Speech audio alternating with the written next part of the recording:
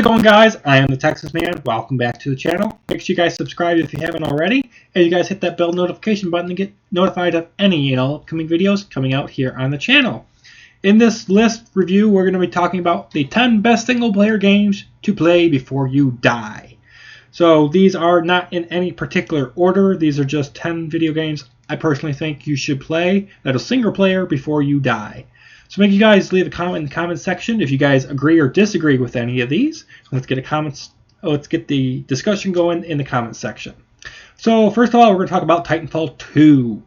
So Respawn did an amazing job, personally I think, for what they could do with Titanfall 1.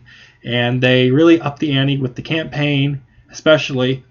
And even though it's only about 6 to 8 hours long, it's a really unique and personal story, and there's some cool time travel elements in there as well. I encourage you guys to check it out. Next, Doom, the 2016 quote-unquote reboot. Awesome campaign about just killing demons, having a good time doing it with, all of your weapons and gear and guns and attachments, and just a fun shooter. It's really easy to pick up and have a blast killing demons, no pun intended. Next, Resident Evil 7. I've kind of enjoyed most of the Resident Evil games.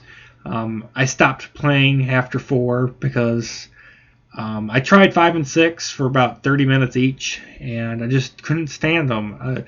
Resident Evil is always about surviving and horror elements and, your inventory management. 5 and 6 just wanted to go, Michael Bay style with explosions and unlimited ammo for your guns, and it kind of stripped away from the horror aspect, and that's why I like Resident Evil 7 so much, is because it went back to its roots, and exploring the house and solving all the puzzles and whatnot. It was really cool. I had a lot of fun times with Resident Evil 7. There's even some times that I had to look up on YouTube of how to solve certain puzzles because they were so difficult and aggravating to me, at least. So, yeah, I cheated in that way. At number 4, the original Halo. Need I say more? It's kind of what launched Microsoft with the Xbox and whatnot. And it's still a fun multiplayer game and campaign as well to play. Number 5, Alien Isolation. This one's probably one of the best horror games you'll play, just right up there with Resident Evil 7 as far as single-player campaign goes. What happened to Amanda Ripley. And, it takes place in between Alien and Aliens from the film franchise. Amazing story. Creepy as hell. I encourage you guys to check it out. Number 6, Halo Reach. The prequel to the original Halo. Campaign's amazing. You got your group of Spartans, and it's all about trying to protect Reach from the Covenant invasion. Next, Gears of War. Really doesn't matter which one you play, but to me the first one holds a special place in my heart because, not only did it kick off the Gears of War franchise as we know it to be today, but it was just really cool to have another really interesting third-person shooter because we don't get enough of those even today in 2019. So check it out if you're into that. It's a third-person shooter, and it has a decent enough campaign storyline to keep you motivated to keep moving from place to place. At number 8, BioShock. I honestly didn't want to play the BioShock trilogy, and then one of my friends said, just play the first one. If you don't like the first one, you don't have to play the second and third one. Played the first one, and I'm like, man, there's a lot of depth. It's a first-person shooter with some really interesting RPG mechanics. You can shoot fireballs and electric bolts out of your hands. It's a really fun time. I encourage you guys to check it out. I don't want to spoil anything else for the story. At number 9, Rise of the Tomb Raider. The second the